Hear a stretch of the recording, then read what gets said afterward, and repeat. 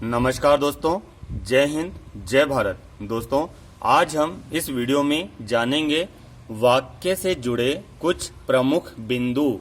वाक्य से जुड़े कुछ प्रमुख बिंदु प्रतियोगिता परीक्षाओं में तथा बोर्ड व लोकल परीक्षाओं में पूछे जाते हैं। इसलिए आपको ये वीडियो ध्यानपूर्वक देखना चाहिए और अपनी उत्तर पुस्तिका में नोट करते जाना चाहिए। नोट नहीं करो तो सुन ही लो कम से कम, ठीक है ना। तो हम देखते हैं वाक्य किसे कहते हैं। शब्दों के सुव्यवस्थित और सार्थक पद समूह से भाव या विचार की पूर्ण अभिव्यक्ति को हम वाक्य कहते हैं। दोस्तों, जब शब्द मिलकर एक सुव्यवस्थित रूप और एक सार्थक पद का निर्माण कर लेते हैं, जिनसे किसी भाव या फिर विचार की पूर्ण अभिव्यक्ति प्राप्त होती है, उसे हम कहते हैं वाक्य। यानी कि शब्दों से मिलकर बनते हैं पद और पदों से मिलकर बनते हैं वाक्य। तो शब्द जब सार्थक शब्द मिलकर पद का निर्माण करते हैं और पद से जब एक सुस्पष्ट भाव और एक सुस्पष्ट विचार की अभिव्यक्ति हमें प्राप्त होती है, उसे हम कहते हैं वाक्य। अर्थात वह वाक्य जिससे कोई अर्थ ग्रहण हो, जिसका कोई मतलब निकले, जिससे हमें कोई इशारा प्राप्त हो, जिसको सुनकर हमें कोई इशारा प्राप्त हो, वही वाक्य कहलाता है। जैसे उदाहरण देखते हैं हम, महात्मा गांधी राष्ट्रपिता हैं। अब आपको साथ साथ में आ रहा है, देखिए इसमें 3 शब्द मिले हैं, महात्मा गांधी राष्ट्रपिता, है ना। महात्मा और राष्ट्रपिता इसमें शब्द मिले हैं, शब्द ने मिलकर पद बनाया और पद ने मिलकर एक सार्थक वाक्य बना दिया, ठीक है ना। तो यह होता है वाक्य। जैसे कि सूरज उगता पूर्व से है, डूबता पश्चिम में है।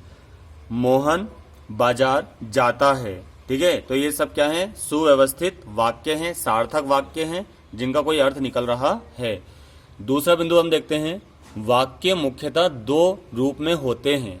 वाक्य मुख्यतः 2 रूप में होते हैं, सार्थक और निरर्थक, ठीक है।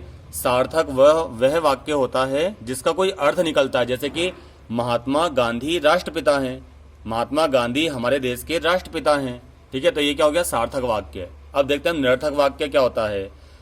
राष्ट्रपिता हमारे देश के गांधी महात्मा हैं। अब ये क्या हो गया? निरर्थक। इसका कोई अर्थ ही नहीं निकल रहा है।